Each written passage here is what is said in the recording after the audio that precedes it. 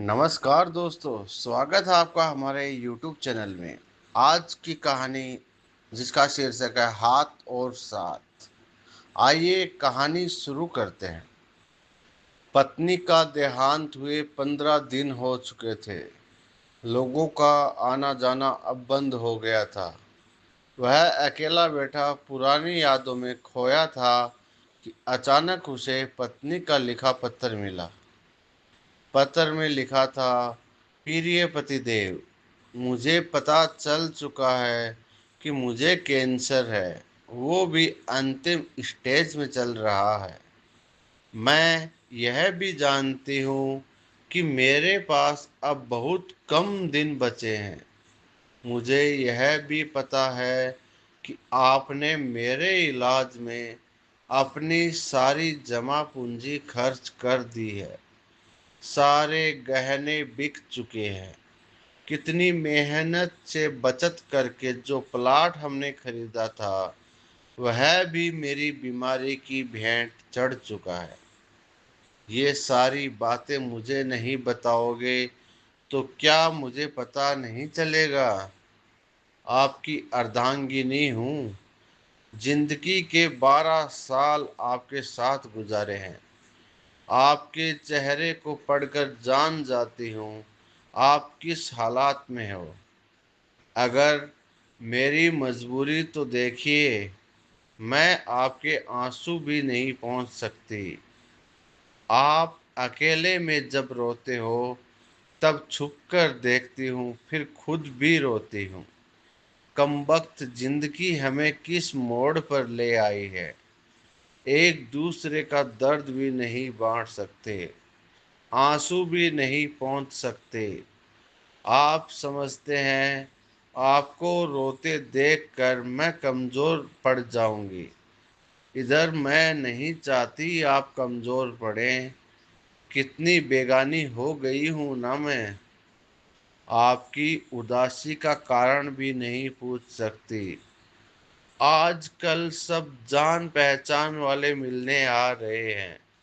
शायद अब मैं एक दो दिन की मेहमान हूँ। शायद मेरी यात्रा पूरी हो चुकी है। ये कैसा बुलावा है जिसका मुझे पहले से पता है। मुझे डर मरने से डर नहीं लगता। डर लगता है आप कैसे सह पाओगे मेरी जुदाई। शाम को घर आते ही मुझे तलाश करते हो, मगर अब मैं घर में नहीं मिलूंगी। कलेजा मजबूत कर लेना।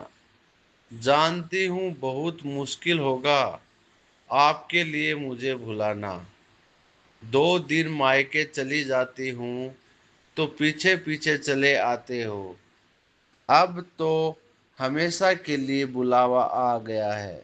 हाथ और साथ दोनों छोड़कर जा रही हूँ, मगर आप हिम्मत मत हारना। बच्चे अभी बहुत छोटे हैं। उनसे कहना मम्मी भगवान के पास गई है, जल्दी लौट कर आएगी। मेरे चले जाने के बाद बिल्कुल भी मत रोना। कलेजे को पत्थर कर लेना। आप मुझसे कहा करते थे ना कि मैं बहुत डरपोक हूँ, बात बात पर रो पड़ती हूँ। अब देखो ना, आपकी पत्नी कितनी मजबूत हो गई है। दुनिया से विदा होने वाली है।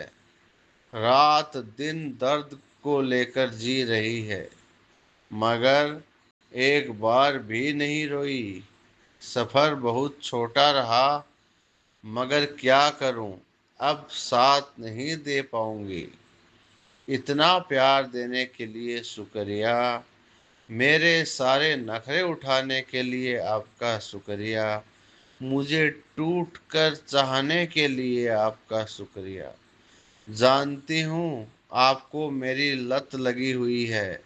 भुलाना बहुत मुश्किल है, मगर आपको खुद को संभालना ही होगा। मैं रोज आसमान से आपको देखा करूँगी। टाइम पर नहाना, टाइम पर खाना खा लेना, क्योंकि आपको ये सब याद दिलाने के लिए आपकी पत्नी अब नहीं होगी। अब मैं ना रहूंगी। अब आलस करना छोड़ देना। जब तक मैं थी, आप घर की हर चिंताओं से मुक्त थे। दोनों बच्चों की तरह आपका भी ख्याल रखना पड़ता था। मगर अब आप बच्चा बनना छोड़ देना। अब रूठना छोड़ देना, क्योंकि आपको मनाने के लिए अब आपकी पत्नी नहीं रहेगी। अब टूटना भी छोड़ देना, क्योंकि आपकी हिम्मत बंधाने के लिए आपकी पत्नी नहीं होगी। और ए जिंदगी, तेरे सफर में इतने गम क्यों हैं?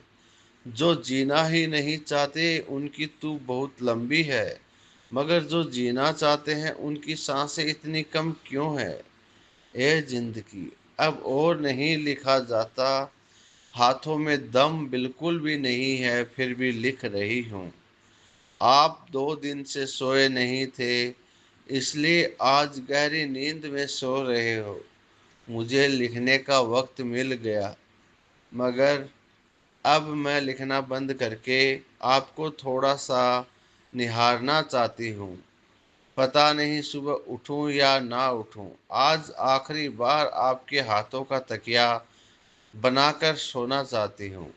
आपके सीने से कान लगाकर आपकी धड़कनों में खोना चाहती हूँ।